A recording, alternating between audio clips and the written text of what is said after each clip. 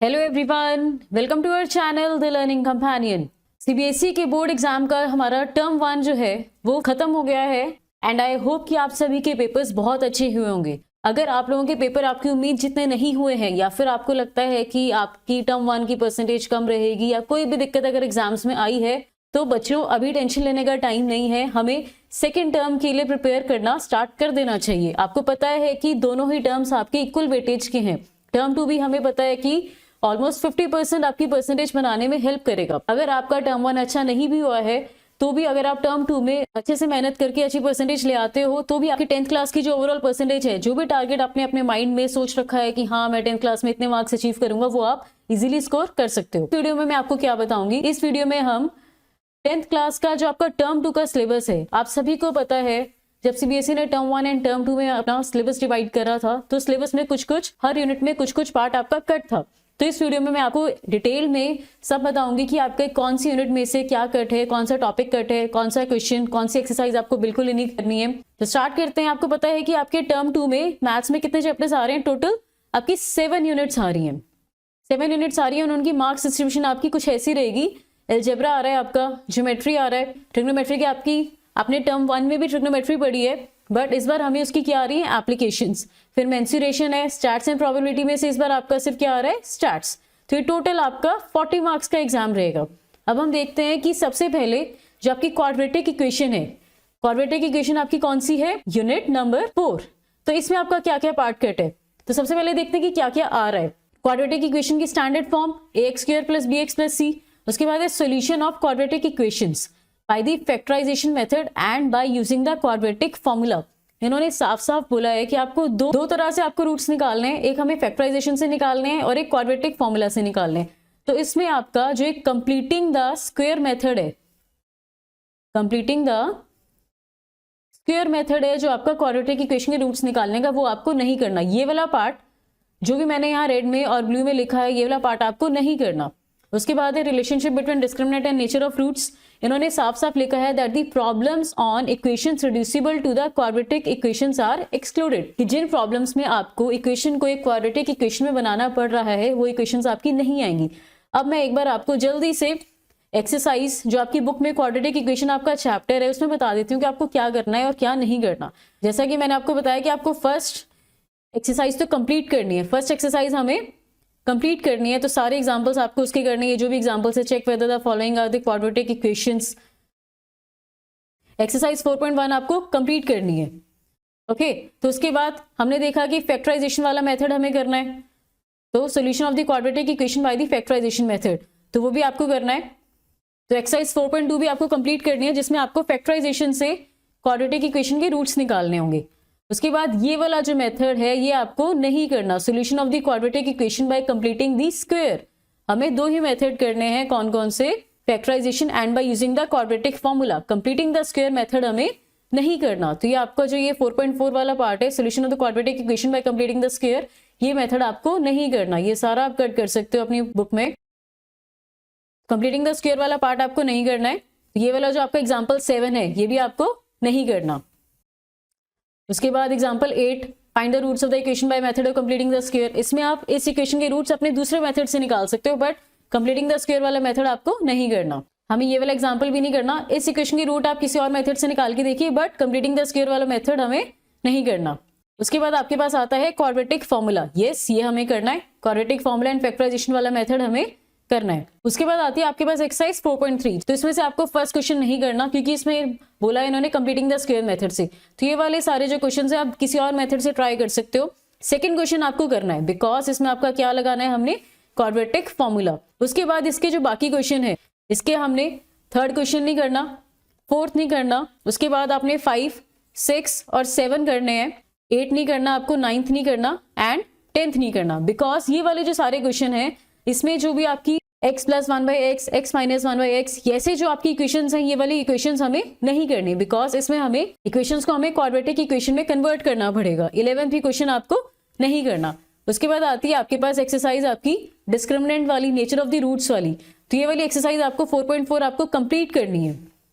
Okay, तो आपको समझ आ गया होगा कि आपको क्वाड्रेटिक इक्वेशंस में से क्या क्या नहीं करना है। Exercise 4.3 question 1, 3, 4, 8, 9, 10, 11 and completing the square method आपको नहीं करना।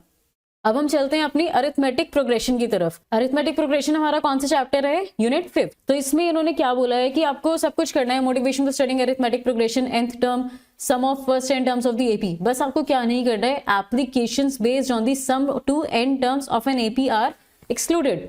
आपको ये जो जिसमें आपको सम टू n टर्म्स वाली जो एप्लीकेशन होंगी वो आपको नहीं करनी है। तो इसमें आपके सिर्फ कौन से क्वेश्चन आएंगे? आपकी यूनिट में 5th यूनिट में जो 5.3 है उसमें 15 से लेके जो उसके एंड तक के एक्सरसाइज के एंड तक के क्वेश्चन है वो आपको नहीं करने। एक बार हम चलते हैं अपने बुक के चैप्टर पे। तो आपको 5.1, 5.2 में सारे एग्जांपल, सारे क्वेश्चंस करने हैं। बस जो आपकी 5.3 एक्सरसाइज है इसमें मैंने आपको क्या बोला है कि आपको ये सारे first, second, third, fourth, fifth, six, seventh, 8th, 9th, 10th, 11th, 12th, 15 तक के आपको सारे क्वेश्चन करने हैं। 15 के बाद के जो ये सारे हैं ये नहीं करना आपको। 15, 16, 17, 18, 19, 20 कुछ नहीं करना आपको। जो भी बिल्कुल एंड तक आप इसमें अपनी बुक में कट कर सकते हो कि हाँ मुझे ये सारे क्वेश्चंस नहीं करने हैं। 5.4 तो आपने जैसे देखा कि 5.4 तो आपकी ऑप्शनल ही है। तो ये था आपका अरिथमेटिक प्रोग्रेशन वाले चैप्टर का पार्ट कि आपको क्या क्या नहीं करना। उसके बाद आता है हमारे पास ज्योमेट्री में आपका सर्कल्स चैप्टर। सर्कल्स चैप्टर में आपकी कोई रिलेशन नहीं है। जितना भी आपका सर्कल्स चैप्टर है, जितने एक्सरसाइजेस, जितने एग्जांपल्स हैं वो आपको सारे करने हैं। उसके बाद आता है हमारे पास कंस्ट्रक्शन चैप्टर। कंस्ट्रक्शन चैप्टर आपको पता है कि आपकी यूनिट का कौन सा चैप्टर है अपने पास? कंस्ट्रक्शन अपने पास 11th चैप्टर है, जिसमें आपकी क्या division of line segment in a given ratio internally. आपको एक्सटर्नली लाइन सेगमेंट को डिवाइड नहीं करना है। एंड उसके बाद है tangents to a circle from a point outside it. तो आपको यही दो टॉपिक्स करने हैं। इसमें जो भी आपके ट्राइंगल्स वाले जो क्वेश्चन होंगे, जिसमें आपको एक ट्राइंगल दिया होगा उसके सिमिलर जो ट्राइंगल्स बनाने हैं वो वाले क्वेश्चंस नहीं करने। और वो क्वेश्चंस आपके कौन कौन से हैं? 11th चैप्टर में जो आपको 1 और 2 एग्जांपल है, और एक्सरसाइज 11.1 के 2, 3, 4, 5, 6, 7 ये वाले क्वेश्चंस आपको कंस्ट्रक्शन चैप्टर में से नहीं करने, बिकॉज इसमें सारा आपके सिमिलर ट्राइंगल्स वाला कॉन्सेप्ट है जो कि आपके सिलेबस में नहीं आ रहा। फिर से जल्दी से अपने चैप्टर में देख लेते हैं। ये जो आपका to divide a line segment in a given ratio, इसमें सिर्फ आपने इंटरनल वाला कॉन्सेप्ट करना है। इसमें ही इन्होंने एक्सटर्नल वाला भी समझाया जो आपको नहीं करना। उसके बाद ये वाला जो है 11.2 to construct a triangle similar to a given triangle, ये आपका एग्जाम में नहीं आएगा, आपके सिलेबस में इस बार नहीं है ये। ओके, तो ये वाला भी आपको नहीं करना है। इससे रिलेटेड क्वेश्चंस कौन से हैं?